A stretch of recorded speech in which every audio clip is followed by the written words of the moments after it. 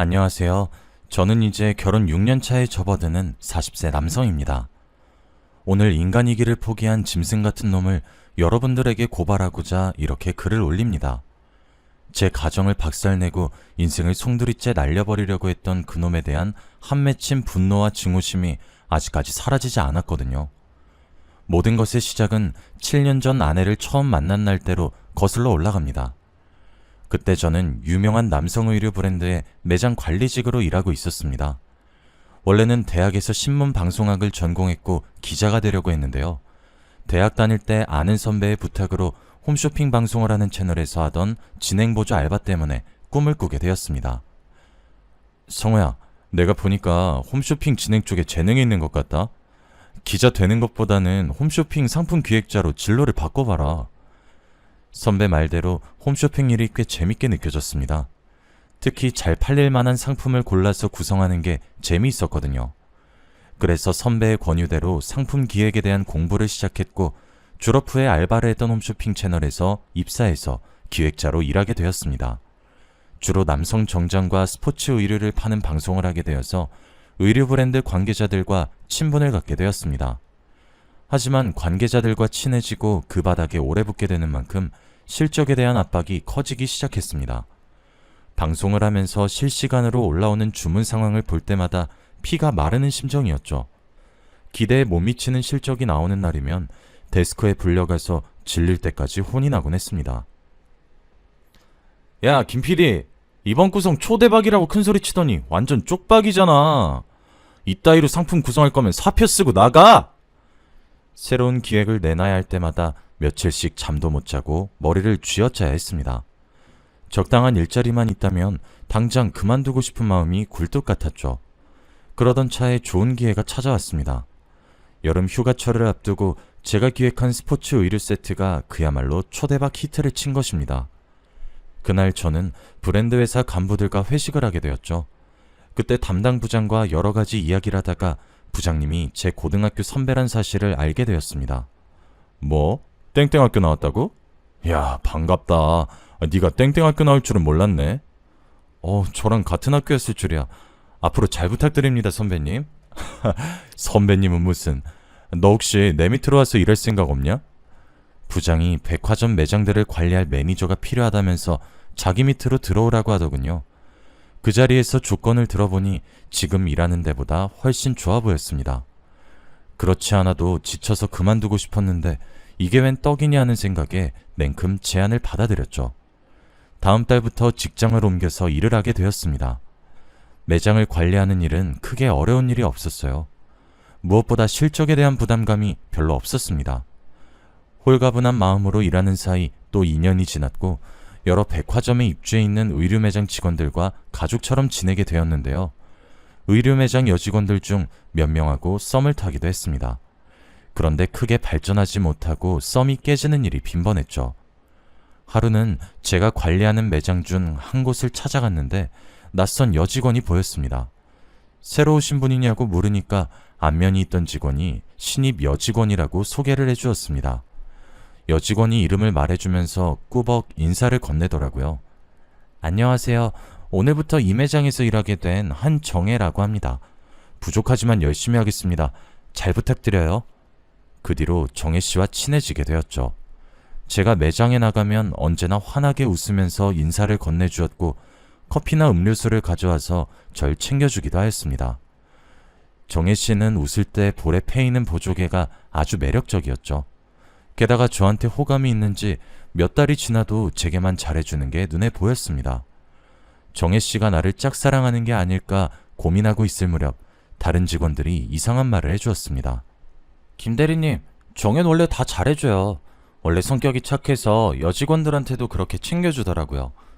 그러니까 괜히 김칫국부터 마시지 말고 정신 차리세요. 이 말을 듣고 제가 오해한 거였단 생각이 들었지만 상관없었어요. 제가 호감이 생겼으니 일단 대시를 해봐야 한다고 생각했죠. 사귀자는 말을 하는 것도 아니고 일단 밥 한 끼, 커피 한 잔, 영화 한번 보자는 거니까요. 그래서 정혜 씨가 일하는 곳으로 가서 데이트하자고 해봤습니다. 정혜 씨, 영화 시사회 티켓이 생겨서 그런데 주말에 시간 괜찮으세요? 영화 티켓이요?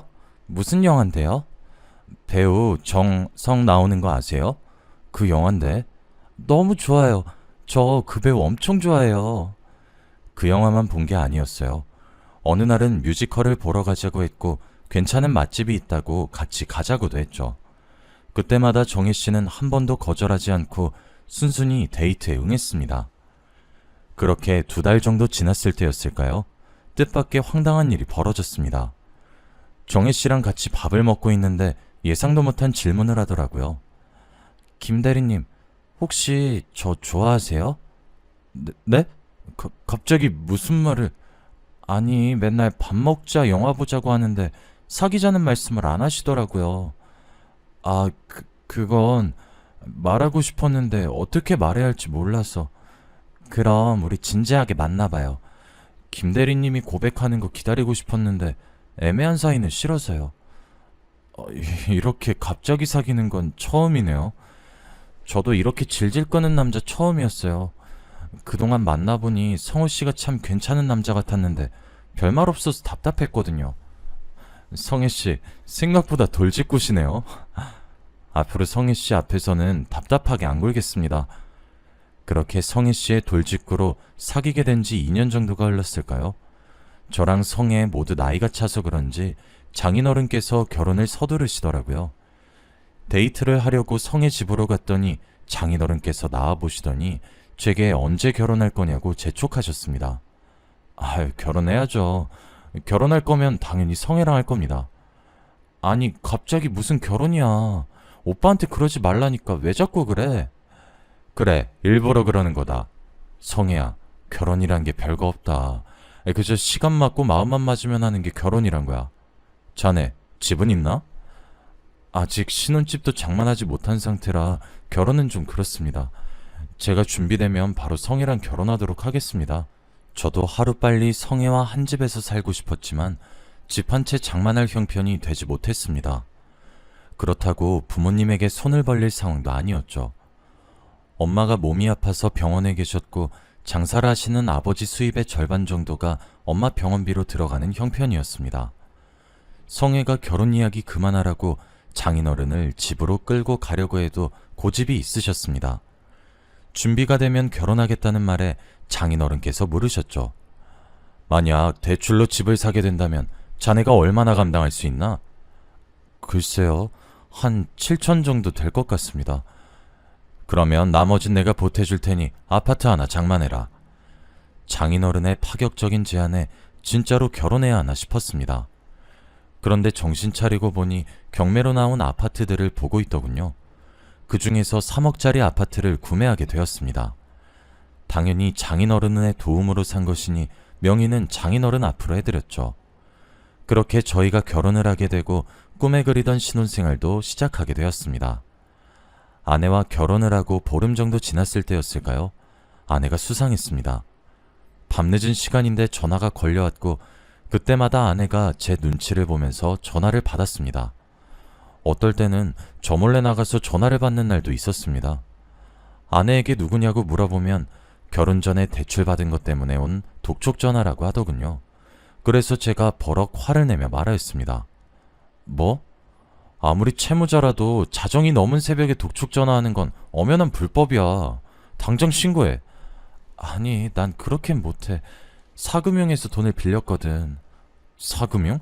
당신 사채 썼단 말이야? 그럴 사정이 있어서 500 정도 빌렸어. 별거 아니야. 아직 갚을 때가 안 됐는데 자꾸 독촉을 하네. 다음 달에 갚아버리면 끝나. 아내는 사채가 조금 있지만 자기가 알아서 해결할 테니 걱정하지 말라고 했습니다. 그 뒤로 아내가 도대체 무슨 짓을 저지르고 있나 지켜보게 되었죠. 제 예상대로 아내의 이상한 행동이 계속되고 있었습니다. 어느 날 집에 와보니 현관에 보조키가 2개나 더 달려있더군요. 복도로 통하는 창문에는 쇠창살까지 설치되어 있어 아내에게 이게 도대체 뭔지 물어봤습니다. 여보, 도대체 이게 다 뭐야? 보조키는 왜 달았고 쇠창살은 왜 단 건데? 도둑이라도 들었어? 경비 아저씨가 그러는데 바로 옆동에 강도가 들었대. 나 혼자 집에 있으려니까 무서워서 설치한 거야. 그렇구나. 집에 들어오는데 깜짝 놀랐잖아. 다음엔 말하고 달아. 이런 건 상의하고 해야지. 당신만 사는 집 아니잖아. 제가 이렇게 말하긴 했지만 역동의 강도가 들었다니 걱정이 되긴 했습니다.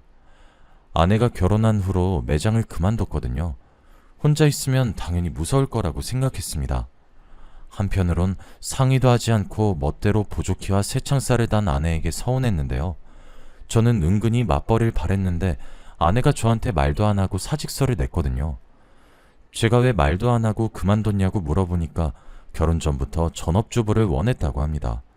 서운하다고 말해봤자 듣지도 않는 것 같았죠. 사직 처리된 거 미룰 수도 없으니 더 이상 싸우지 않으려고 그 이야기를 꺼내지 않았습니다. 그런데 시간이 지날수록 아내가 지나치단 생각이 들더군요. 문단 속에 유독 예민해져서는 저하고 싸우는 일이 잦았습니다. 그날은 아내가 씻는 사이에 배달 음식을 시킨 날이었습니다. 너무 배가 고파 말도 안 하고 시킨 것인데 아내가 초인종 소리를 듣고 놀라 저한테 소리를 지르는 거 있죠. 당신 뭐야? 배달시킬 거면서 왜 말도 안 해? 아니, 당신 씻고 있었잖아. 당신 찜닭 좋아해서 일부러 이거 시켰는데 왜 그래? 사람이 배가 많이 고프면 말도 안 하고 시킬 수도 있는 거 아니야? 내가 뭐 말도 안 하고 배달시키니까 그렇지. 이상한 사람이 초인종 누른 줄 알았잖아. 앞으로 나한테 말하고 배달시켜? 이상한 사람이 초인종 누를 일이 뭐가 있어. 그리고 당신은 나한테 말하고 행동한 적 있어? 나한테 말도 안 하고 이 보조키랑 이 새창살이랑 단 건 뭔데? 아, 정말 그만 좀 해. 왜 나한테만 이러는 건데? 저도 그동안 쌓인 서운함을 폭발시킨 것도 있었지만 아내가 유독 예민하게 반응해서 놀랐습니다. 연애 시절 보던 아내의 모습이 아니었죠. 자기 전에 문이 제대로 잠겼는지 몇 번이나 강박적으로 확인하더니 이번에는 약을 먹는 모습을 보여주었습니다. 아내는 두통약이라고 둘러대길래 약통에 적힌 라벨을 기억해두고 인터넷에 검색해보았죠. 아내가 먹고 있는 약은 두통약이 아니라 신경안정제였습니다. 그것도 신경정신과 전문의 처방 없이는 살 수 없는 정신과 약이었죠. 그래서 제가 왜 숨기고 있었냐고 물으니 아내가 오히려 화를 냈습니다. 내가 정신과 상담받고 있는지 어떻게 알았어? 설마 내 가방 뒤져본 거야? 걱정되니까 그렇지. 두통약이라고 하길래 무슨 약인지 검색만 해본 거야. 당신 가방 뒤져본 적 없어. 그걸 왜 검색해보는데? 별거 아니라고 몇 번을 말해.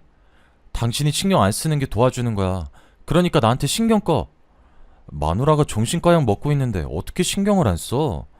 밤마다 잠도 못 자고 머리 싸매고 있으면서 왜 말을 안 해주냐고. 그냥 머리가 아파서 먹는 약이라고 했잖아. 왜 소리를 질러? 당신 나한테 뭐 숨기는 거 있지? 뭘 숨겨? 그런 거 없어. 그러니까 제발 귀찮게 하지 말라고. 아내는 제가 캐내면 캐낼수록 그런 거 아니다, 신경 쓰지 말라는 말만 되풀이했습니다. 결혼 전에는 아니랬는데 같이 살면 살수록 아내를 믿을 수 없게 되더군요. 그런데 얼마 후에 아내의 휴대폰에서 뜻밖의 문자를 보게 되었습니다. 알림이 떠서 얼른 쳐다보았더니 남자가 보낸 게 분명해 보였죠. 너를 잊지 못하겠다고 하고 괜히 헤어졌다고 하는 걸 보니 저 몰래 바람을 핀 것 같았습니다. 여보, 이 자식 누구야? 이놈하고 무슨 관계인데 이런 문자를 주고받는 거야? 왜 남의 휴대폰을 몰래 훔쳐봐? 당신 지금 남이라고 했어? 내가 왜 남인데? 이럴 거면 나랑 왜 결혼했어? 아무리 부부 사이라도 사생활은 있어. 내 폰 이리 내놔. 허락 없이 훔쳐본 건 미안한데 폰은 못 돌려주겠는데? 솔직하게 고백하면 돌려줄게. 괜히 헤어졌단 문자 뭔데? 그냥 예전에 알던 오빠인데 자꾸 연락하면서 귀찮게 하네. 별거 아니야. 됐지? 당신 이 자식이랑 바람 피는 거야? 뭐? 바람? 내가 미쳤어? 절대 아니야. 그런데 그냥 하던 오빠랑 이런 문자를 주고받는다고? 말도 안 되는 소리 하지 마. 당신 의처증 있어? 맨날 나보고 병원 가보자고 하더니 정신과 상담 받아야 될 사람은 당신이네. 그렇게 내가 의심스러우면 헤어져. 제가 불륜을 의심하자 아내는 길길이 날뛰면서 이혼하잔 말을 했습니다. 저희들은 그날 심하게 말다툼을 했고 서로에게 남아있던 애정마저 사라지고 말았죠. 결혼한 지 겨우 2달 된 신혼인데도 각방을 쓰게 되었고 서로 대화도 하지 않게 되었습니다. 그리고 며칠 후에 엄청난 사건이 터지고 말았습니다.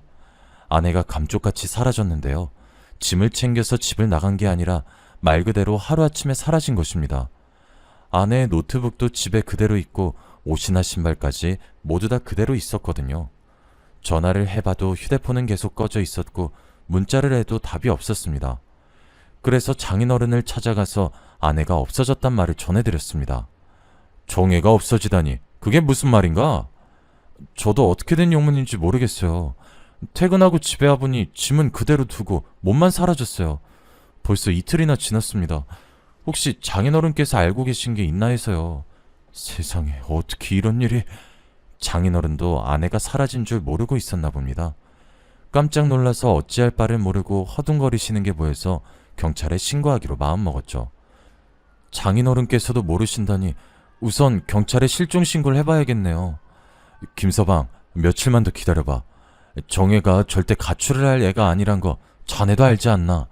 분명히 말 못할 사정이 있을 거야. 며칠 내로 연락이 올 테니까 조금만 기다려보자고. 딸이 사라졌는데 신고를 하지 말아달라니 무언가 이상해 보였습니다. 이렇게 갑자기 사라진 거면 범죄에 연루됐을 가능성이 크니까요. 그래서 일단은 장인어른을 지켜보면서 며칠을 더 기다려보기로 했습니다. 제 예상대로 장인어른을 만나뵐 때마다 저와 눈도 마주치지 못하고 시선을 피하더군요. 도대체 뭐를 숨기고 있길래 이러는 걸까 많은 상상을 해보았습니다. 그렇게 사흘이 지났지만 아내의 연락은 오지 않았습니다. 이제 가만히 앉아서 기다릴 순 없어서 아내의 지인들을 수소문해서 행방을 찾아보기로 했죠. 이 방법도 소용이 없으면 장인어른에게 신고하겠다는 통보를 하고 바로 경찰서로 가보려고 했습니다. 제가 아내의 지인들을 찾아가자 모두 다 깜짝 놀라면서 의외란 반응을 보였는데요. 아내의 실종과 관련된 단서를 찾지 못하다가 마지막으로 아내의 고등학교 친구에게 한 통의 전화를 받게 되었습니다. 안녕하세요. 저 성혜 친구 미연이라고 합니다. 친구들이 성혜가 갑자기 실종됐다고 하던데 그게 사실인가요? 네, 맞아요. 갑자기 사라졌습니다. 저기, 그럼 오늘 시간 되면 만날 수 있을까요? 제가 드릴 말씀이 있어요. 저는 아내의 친구분이 일하는 곳 근처로 가서 그 친구분을 만나보았습니다. 말없이 카페에 앉아있던 친구분이 10분 정도가 흐르고 나서야 충격적인 말을 꺼내더군요. 정혜가 말 안 한 거죠? 네? 뭐를요? 정혜가 결혼 전에 동거하던 남자가 있었거든요. 동거요? 정혜가 동거를 했다고요? 순간 저는 쇠망치로 뒤통수를 맞은 것 같았습니다. 눈앞이 아찔해지면서 멍해지는데 정말 정신을 차릴 수 없었죠. 친구는 그럴 줄 알았다는 듯이 고개를 끄덕이더니 한숨을 푹 쉬었습니다. 그러더니 아내가 숨기고 있었던 비밀들을 털어놓았습니다. 일이 이 지경까지 왔으니 성호 씨도 이젠 알아야 되겠죠. 정혜가 백화점에 들어가기 전에 바에서 바텐더로 일한 적이 있어요. 제가 바텐더 일을 소개해줬었거든요. 아내가 바텐더 일을 했었다니 이것도 모르고 있었던 일이었습니다. 아내의 친구분이 고등학교를 졸업한 후에 대학 진학을 포기하고 바에서 일을 시작했다고 하는데요. 칵테일을 제조하면서 혼자 오는 손님들의 말동무를 해주는 일이었다고 합니다. 그러다 여자 바텐더 한 명이 그만두게 되자 아내를 데려왔다고 하네요. 아내가 그곳에서 파트타임으로 일을 하다가 동거남을 알게 되었다고 하는데요. 그 동거남은 아내에게 푹 빠져서 단골 손님이 되었다고 합니다. 몇 달 동안 거의 맨날 바에 찾아와서는 아내에게 사귀자고 수작을 걸었다고 해요. 아내가 그럴 마음이 없다고 정중하게 거절했지만 동거남은 포기하지 않았다고 하죠. 그러다 한 달 뒤에 아내가 갑자기 바를 그만뒀다고 했습니다. 정혜가 그 남자랑 동거란다는 소문이 있더라고요. 제가 연락해서 진짜 같이 살고 있냐고 물어보니까 그렇대요. 진짜 깜짝 놀랐죠. 그런데 그 남자가 아니라 그쪽이랑 결혼한다고 해서 더 놀랐어요. 결혼식장에 초대를 받게 되자 친구가 아내에게 동거남에 대해 물어보았다고 합니다. 아내가 친구에게 비밀로 해달라고 사정했다는 소리를 듣고 억장이 무너졌죠. 뭐 이런 사람이 다 있나 싶었습니다. 아마 결혼 후에도 그 동거남하고 계속 연락했을 거예요. 정혜도 어떻게 할지 고민이 많아 보이더라고요. 그런데 정혜가 결국 동거남을 선택한 것 같아요. 원래는 모르는 척하고 있으려고 했는데 이렇게 말 안 하고 있는 건 좀 아닌 것 같아서 고민하고 있다가 말씀드려요. 저는 결혼까지 해놓고 남편이 아닌 동거남을 선택했다는 사실이 납득되지 않았습니다. 게다가 예고도 없이 갑자기 야반도주라다뇨. 그 말을 듣고 곰곰이 생각해보니 결혼 초부터 아내가 보여주었던 수상한 행동들이 하나씩 떠올랐습니다. 아내에게 진짜 내연남이 있었던 걸까요? 동거남의 존재를 감쪽같이 속이고 결혼하다니 도저히 믿기지 않았습니다. 이제는 저를 버리고 동거남을 따라간 아내에 대한 배신감에 우라통이 치밀어 올랐죠. 그래서 저는 바로 장인어른께 달려가 따졌습니다. 장인어른은 알고 계셨죠? 아내가 결혼 전에 동거했다는 사실을요. 설마 저한테 내연남이 있었던 걸 숨기고 있었던 겁니까? 제가 소리를 지르자 장인어른께서 올 것이 왔단 표정을 지으시더군요. 그러면서 사진 한 장을 제게 내밀었습니다. 사진을 본 저는 깜짝 놀라서 소리를 지를 수밖에 없었습니다. 아내랑 똑같이 생긴 여성이 두 손은 물론 두 발까지 밧줄에 묶여 있었거든요. 그런 아내의 뒤로 한 남자가 강목을 들고 서 있었습니다. 제가 충격받은 표정으로 장인어른을 쳐다보고 있으니 장인어른께서 눈물을 흘리면서 말씀하셨습니다. 그래, 이제 뭘 감추겠나. 정혜가 결혼 전에 동거를 했던 건 사실이네. 하지만 그건 좋아서 한 동거가 아니었어. 정혜가 무서워서 억지로 사귀게 된 놈인데 지금 이놈한테 끌려가서 갇혀있네. 장인어른께서는 동거남이 아내를 납치해간 것이 분명하다고 말씀하셨습니다. 장인어른이 들려주는 말에 따르면 아내가 바에서 일하다가 동거남을 만났던 것까지는 친구가 했던 말과 똑같았어요. 하지만 아내는 그가 마음에 들지 않아서 만남을 거절하고 피했다고 합니다. 장인어른이 봐도 그놈은 알코올 중독 기질이 있었고 성격도 난폭하고 거칠었다고 해요. 아내가 여러 번 싫다고 단호하게 이야기했지만 집요하게 치근덕거렸다고 하죠. 결국 바를 그만뒀는데도 불구하고 핸드폰 번호를 어떻게 알아냈는지 전화나 문자를 하거나 집까지 찾아와서 괴롭혔다고 합니다. 장인어른이 직접 본 장면도 수도 없이 많았다고 하죠. 아내가 경찰을 불렀다고 하자 목숨을 위협하기도 하였습니다. 뭐? 경찰? 나 피하더니 정신이 나간 거야? 왜 경찰을 부르는 건데? 제가 싫다고 했잖아요. 이제 그만 좀 해요. 그만하긴 뭐래. 너야말로 그만 좀 해. 언제까지 날 피할 거야? 이런 식으로 소리 지르면서 아내를 덮치려고 했지만 다행히 경찰이 와서 아내가 다치진 않았다고 합니다. 하지만 막상 경찰이 출동하면 자기가 정신과 약을 먹고 있다고 핑계를 대거나 여기서 무릎 꿇고 사죄한 죄밖에 없다며 눈물을 흘렸다고 해요. 그렇게 눈물을 흘리다 경찰이 가버리면 그놈은 악마로 돌변했다고 합니다. 매일같이 협박 문자와 전화를 해대서 아내가 노이로제에 걸렸다고 하죠. 몇 번이나 이사를 하고 전화번호를 바꿔도 그놈은 아내가 있는 곳을 어떻게든 알아내서 찾아왔다고 하는데요. 그동안 몇 번의 신고가 오갔지만 경찰들은 소극적으로 대처했다고 합니다. 결국 아내가 동거남의 협박에 못 이겨서 끌려갔다고 하죠. 동거가 말이 동거지 거의 감금 상태로 보름 넘게 갇혀 있었다고 하네요. 여자로서는 치욕스러운 짓을 당하다가 장인어른의 신고로 경찰이 출동해서 겨우 구출해냈다고 합니다.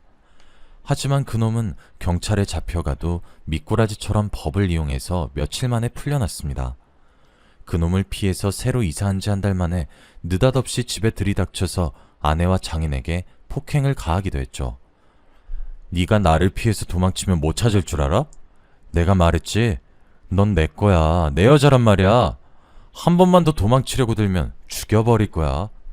이런 천하의 못된 놈 같으니라고. 내가 살아있는 한 너한테 쓰레기한테 내 딸을 줄 수 없어. 경찰에 신고했으니까 딱 기다려. 다시 깜빵에 넣어줄 거니까. 뭐? 깜빵? 이 영감이 죽고 싶어서 환장했나? 오늘이 당신 제삿날인 줄 알아. 장인어른이 아내를 끌고 가려는 그놈에게 달려들었지만 칠순을 넘긴 장인이 건장한 30대 남자를 힘으로 당해낼 수 없었습니다. 장인어른이 결국 그놈에게 맞고 기절해버렸죠. 장인어른이 기절한 사이에 아내를 끌고 가서 차에 태우려고 했는데 이웃의 신고를 받고 출동한 경찰들에게 잡혔다고 합니다. 경찰의 도움으로 아내는 겨우 위기를 넘겼는데 어처구니 없는 일이 벌어졌다고 해요. 폭행죄와 부녀자 납치 혐의로 구속되어서 실형이 떨어졌는데 억울하다고 항소를 했다는 거예요. 그래도 장인어른은 그놈이 금방 풀려나지 않을 거라고 생각했습니다.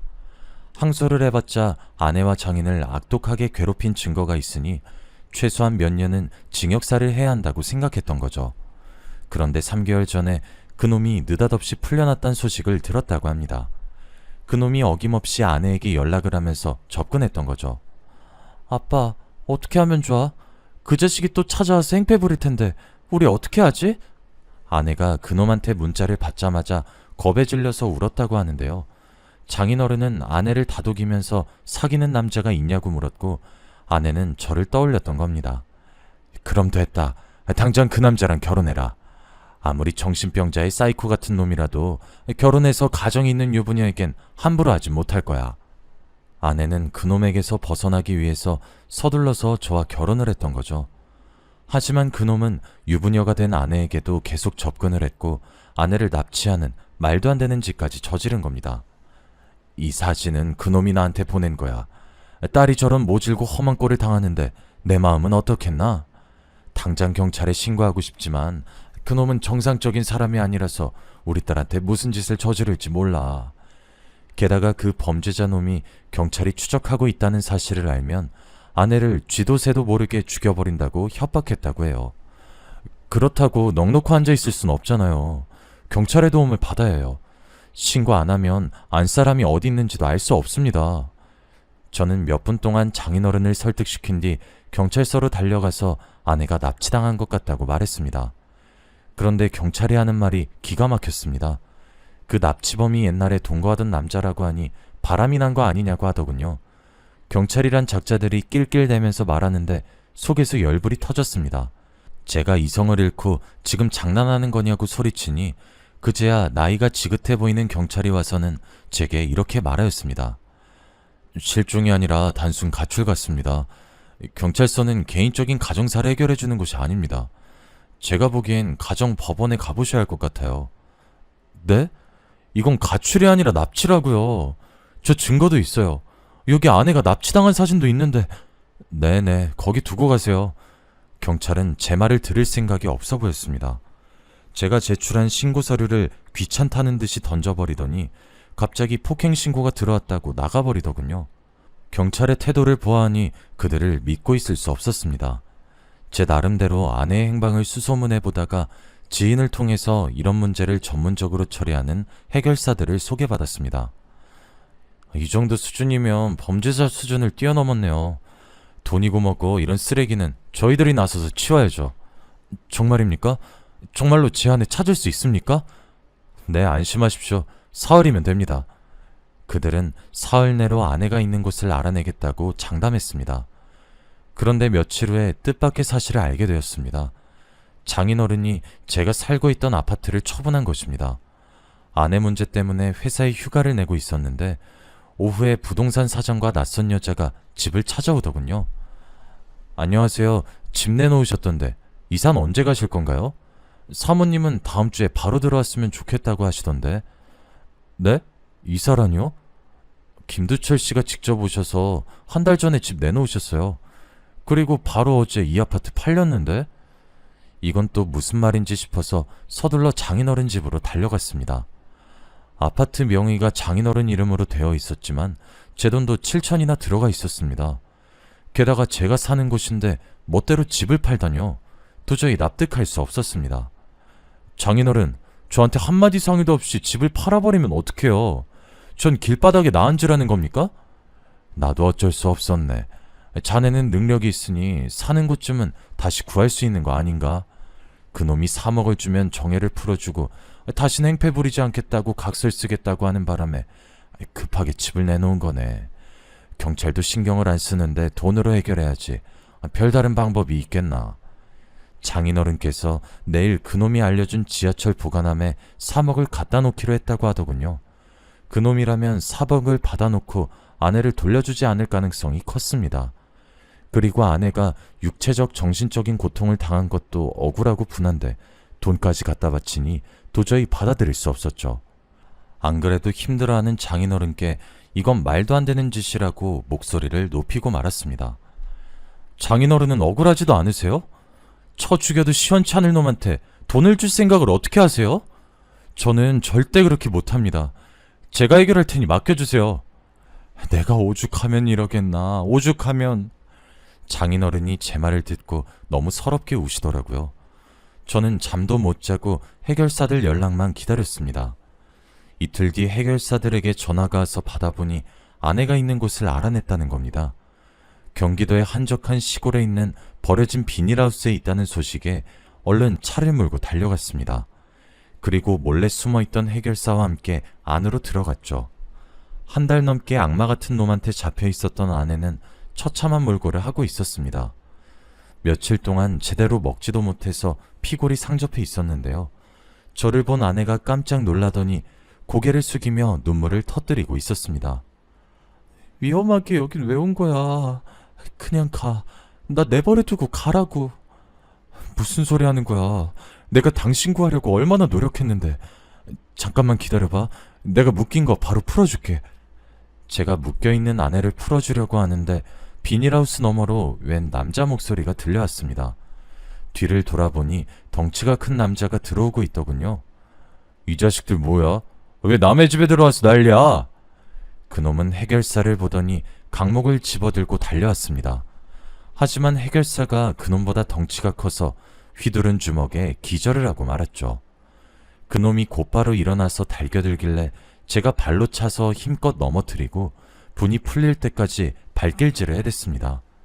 그렇게 그놈이 정신을 잃자 서둘러 아내를 풀어주었습니다. 여보, 내가 왔으니까 이제 괜찮아. 집으로 가자. 다 끝났어. 저는 아내를 데리고 가기 전에 의식을 잃은 그놈을 밧줄로 묶어놓았습니다. 그리고 알게 된 충격적인 사실은 그 인간 말중에게도 결혼한 아내가 있었단 겁니다. 그놈 주머니를 뒤져 핸드폰을 살펴보니 소름 끼치는 문자 내역이 보이더군요. 돈이 궁해지니 아내를 납치하고 장인어른을 협박한 거였습니다. 아내를 좋아해서 미친 게 아니라 아내 몸값을 뜯어내 호화롭게 살 계획이었던 거죠. 제가 결국 이런 사실을 증거로 모아 신고를 하니 잠시 후에 경찰이 현장에 출동을 하였습니다. 납치범 마누라도 미쳤는지 경찰에게 저를 체포하라고 소리를 지르고 있더군요. 저놈이에요. 저놈이 제 남편을 정신이 나갈 정도로 때렸어요. 어서 잡아가세요. 하지만 경찰이 그놈이 휘둘렀던 강목을 발견했습니다. 그곳에 피가 묻어 있어서 DNA 검사를 해보겠다고 했는데요. 보나마나 다른 사람의 피거나 아내의 피가 묻어 있겠죠. 그리고 옆에 있던 해결사가 증인이 되어주었습니다. 해결사에게는 이런 일이 자주 있었는지 아내를 구출한 순간을 휴대폰으로 촬영해 두었더군요. 그 동영상을 본 경찰이 그제야 저희 편을 들고 납치범을 체포하였습니다. 아내를 납치한 현장도 세심하게 관찰하며 숨겨져 있던 흉기도 찾아냈죠. 야, 이 흉기 증거물로 수집해. 내가 보기엔 정당방위 같은데, 안 그래? 제 생각도 그래요. 요즘 세상에도 이런 놈이 다 있네요. 이놈 어디서 본 것 같은데. 저번에도 폭행죄랑 협박죄로 들어간 놈 아니야? 네, 맞는 것 같아요.